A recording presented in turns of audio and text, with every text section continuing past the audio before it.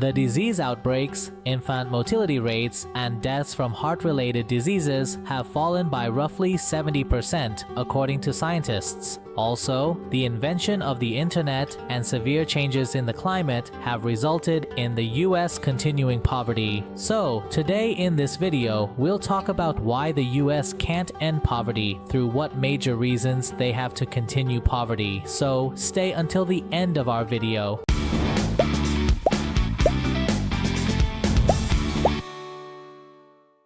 So first, we'll define what poverty scope is. As estimated by the federal government's poverty line, 12.6% of the US population was poor in 1970. 2 decades later, it was 13.5%. In 2010, it was 15.1%, and in 2019, it was 10.5%. To graph the share of Americans living in poverty over the past half-century amounts to drawing a line that resembles gently rolling hills. The line curves slightly up, then slightly down, then back up again over the years, staying steady through Democratic and Republican administrations, rising in recessions, and falling in boom years.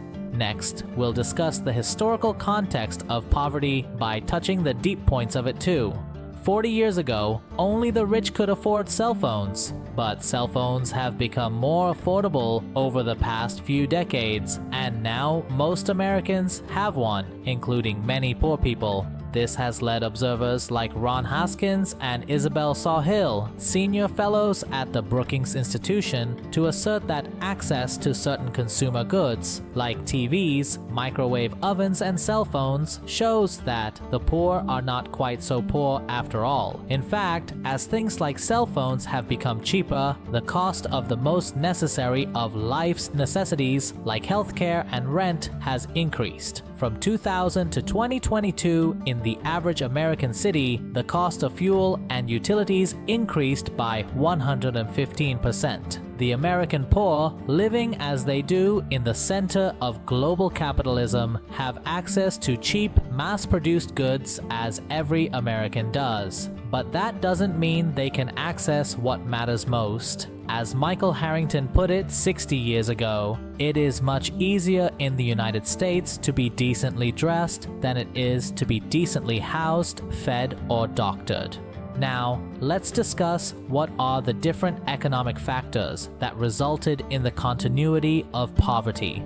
Their vulnerability to exploitation grows as our liberty shrinks. Because labor laws often fail to protect undocumented workers, in practice, more than a third are paid below minimum wage, and nearly 85% are not paid overtime. Many of us who are US citizens or who crossed borders through official checkpoints would not work for these wages. We don't have to.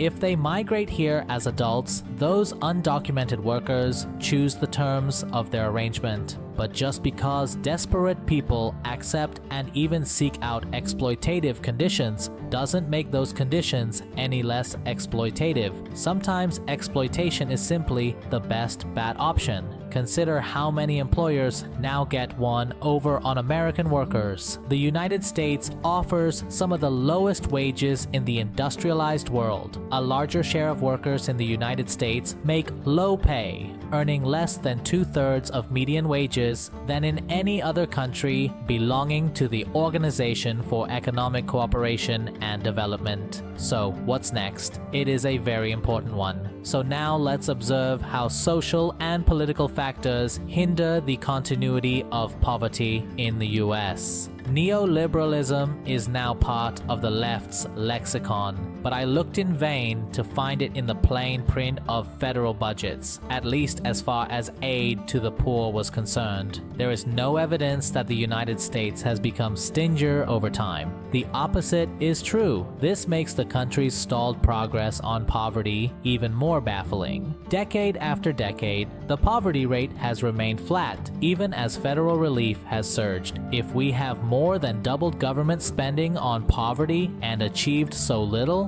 One reason is that the American welfare state is a leaky bucket. Take welfare, for example. When it was administered through the Aid to Families with Dependent Children program, almost all of its funds were used to provide single-parent families with cash assistance. But when President Bill Clinton reformed welfare in 1996, replacing the old model with temporary assistance for needy families, TANF, he transformed the program into a block grant that gives states considerable leeway in deciding how to distribute the money. As a result, states have come up with rather creative ways to spend TANF dollars. Arizona has used welfare money to pay for abstinence-only sex education. Pennsylvania diverted TANF funds to anti-abortion crisis pregnancy centers. Maine used the money to support a Christian summer camp. Nationwide, for every dollar budgeted for TANF in 2020, poor families directly received just 22 cents.